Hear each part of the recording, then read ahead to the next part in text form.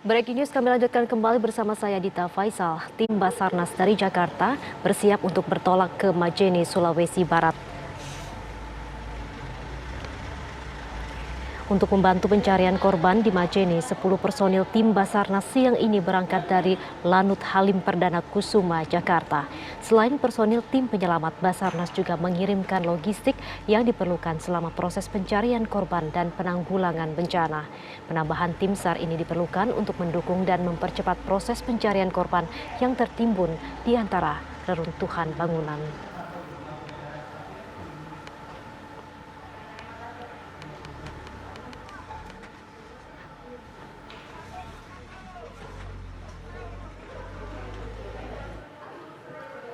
Tim pemadam kebakaran Wajo, Sulawesi Selatan diberangkatkan ke Mamuju, Sulawesi Barat untuk membantu evakuasi korban gempa. Tim dilengkapi dengan peralatan yang diharapkan mempercepat proses evakuasi.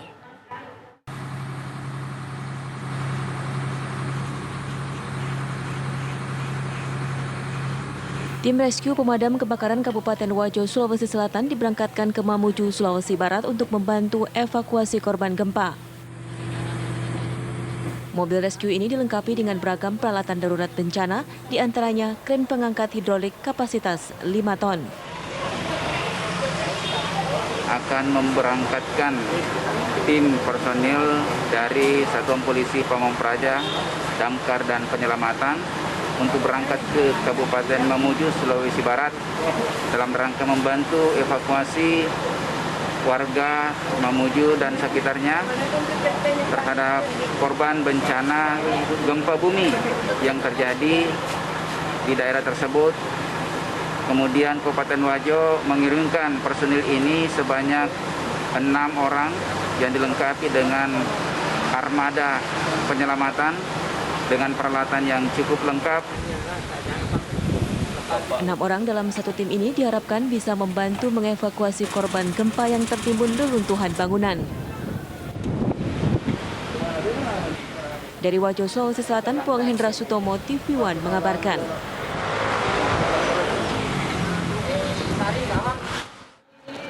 Pemirsa, kami ajak Anda untuk bergabung bersama dengan Kepala Dinas Kominfo Provinsi Sulawesi Barat, Safarudin Sanusi. Selamat siang, Pak Safarudin. Selamat siang, Mbak. Baik, bagaimana perkembangan terkini, Pak? Ya, jadi untuk sekarang ini, masyarakat Sulawesi Barat ini dalam keadaan kesulitan karena ditambah sekarang ini cuaca kurang mendukung, sangat keras hujan ya. Kondisi Mamuju dan Majene saat sekarang ini. Oleh karena itu, memang dalam mengantisipasi evakuasi di beberapa tempat yang dianggap tadi belum selesai, memang ada kesulitan. Ya, kesulitan karena keterbatasan alat-alat berat yang ada di Pemprov ini, kemudian operator yang ada alatnya tapi tidak ada operatornya. Ya, kemungkinan berhalangan atau mungkin tidak ada di tempat, kira-kira begitu, Pak. Baik, selain karena kondisi cuaca yang kurang bersahabat pada hari ini, lalu apa saja cara untuk mempercepat proses evakuasi dan juga pendataan? Ya, dilakukan oleh pemerintah provinsi, kemudian juga pemerintah provinsi koordinasi dengan kabupaten bersama dengan jajarannya, kemudian ya dibantu oleh warga sendiri, tangga dan lain sebagainya. Kemudian kepolisian juga dan TNI Polri turun tangan juga membantu mengevakuasi, ya, dengan bersama dengan warga di sekitar itu. Kira-kira lebih, Mbak.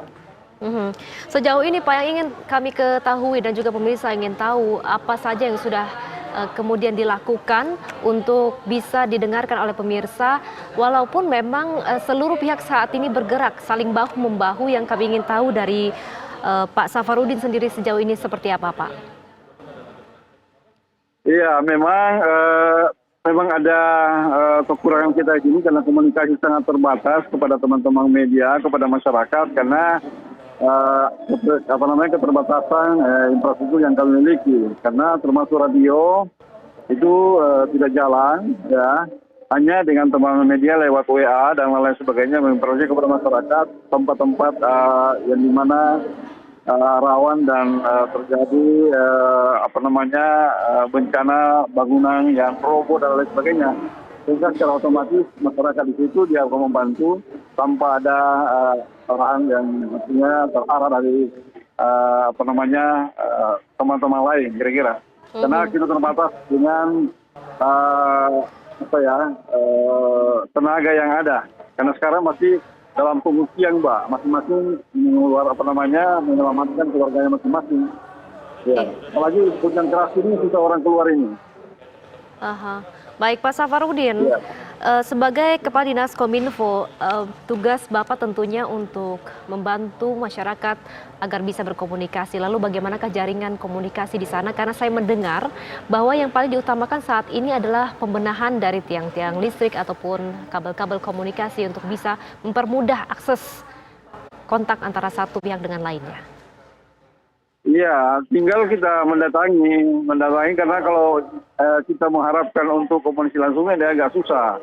Ini pun sebenarnya juga di internal kami di dalam Kota Mamuju ini jaringan agak berat sekali, Mbak.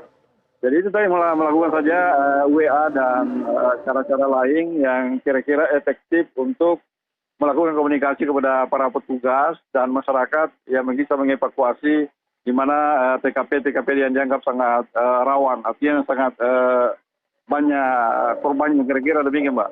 Saat ini pusat pencarian, Pak, berdasarkan pendataan dari Bapak sendiri, di mana titik utamanya? Karena saat ini kan waktu menjelang sore, kemudian juga pasti ada pemetaan, tim Basarnas juga diberangkatkan dari Halim menuju ke Majene. Lalu bagaimana untuk pembagiannya agar bisa semuanya secara serentak bisa saling bahu-membahu mengevakuasi? Iya, sore ini kami sudah ada arahan dari Pak Sekda dan Gubernur tadi untuk mengadakan rapat sore ini ya terkait dengan penanganan itu dan bantuan-bantuan ketika datang dari pusat dan dari provinsi-provinsi lain yang kira-kira membantu saudara-saudara kita yang terkena gempa di Provinsi Sulawesi Barat ini. Kita akan rapat ini dan kita akan putuskan sebentar bagaimana teknis pelaksanaannya. Ya, sejauh ini Pak, informasi yang Bapak kantongi dari mana saja yang akan tiba, kemudian posko-posko utama yang akan disebar di mana saja, Pak? Iya, ada di Tapalang, kemudian Malunda di sana, Kabupaten Majene ya. Kemudian di Mamuju ini dan beberapa sekitarnya yang dianggap memang sudah parah ya. Dan karena biar masyarakat sekarang ini jadi pengungsian soalnya. Enggan ke balik ke rumahnya karena rumahnya 50% rusak dan itu potensi kalau terjadi tsunami itu apa dengan tanah. Dengan demikian ini akan menjadi kesulitan karena kami infrastruktur kami kemudian infrastruktur masuk kendaraan operasional untuk bergerak di lapangan ini susah karena salah satunya kendala juga ini adalah kurangnya BBM ya, pasokan BBM yang untuk pergerakan bantuan nanti. Oleh karena itu memang pemerintah selain sembako dan obat-obatan yang mungkin dibawa, mungkin juga perhatian khusus dari provinsi yang berbatasan, Sulawesi Selatan dan Sulawesi Tengah, mungkin itu juga bisa mengirimkan bahan bakar, termasuk tabung dan lain sebagainya. Kira-kira demikian. Baik, Pak Safarudin, bantuan melalui udara mungkin terbatas ataupun terganggu karena adanya cuaca yang kurang bersahabat. Lalu bagaimana dengan akses darat, Pak? Kalau akses darat sendiri untuk jalan, infrastruktur itu sangat memungkinkan. Proses untuk pemberian bantuan mungkin? Iya, mungkin lebih tepatnya kalau lewat udara, lewat laut, karena kalau lewat laut mungkin resikonya tidak terlalu kecil resikonya ya. Kemudian juga boleh dari Sulawesi Tengah, karena jalanan aksesnya bagus, lumayan tidak ada terjadi jembatan yang rusak. Tapi kalau ke Sulawesi Barat, ke Sulawesi Selatan ada beberapa hambatan, termasuk pohon yang tumbang dan jembatan yang retak, sehingga itu menghalangi untuk masuk di Provinsi Sulawesi Barat. Ya. Pak Safarudin, kami meminta Anda untuk memberikan himbauan kepada masyarakat, Pak, pada saat hari ini agar tidak panik, tetapi memilih beberapa solusi misalnya. Iya, memang kita selalu mengharapkan pemerintah untuk selalu memberikan harapan kepada masyarakat untuk tetap tenang, ya tidak panik. Kita menunggu informasi dari BNPB dan pemerintah setempat. Informasi itu karena masyarakat mengatakan bahwa terjadi tsunami padahal tidak seperti itu. Jadi memang ada berita-berita hoax yang keluar bahwa akan terjadi tsunami. Padahal sebenarnya itu 15 atau 1 jam sebelum itu kalau tidak terjadi tsunami itu tidak akan terjadi setelah gempa. Ini masyarakat yang belum pahami. Oleh karena itu kami selalu menghimbau kepada masyarakat di sini untuk tetap tinggal di rumah atau di depan rumah, ya di tempat-tempat yang nyaman, ya untuk berpotensi tidak terhambat dari tsunami dan tidak tinggal di pinggir-pinggir pantai. Kira-kira begitu, Mbak. Terima kasih Pak Safarudin Sanusi atas informasi dari Bapak. Kami terus mendoakan di sini Pak agar semuanya bisa berlangsung dengan lancar, proses evakuasi juga tentunya.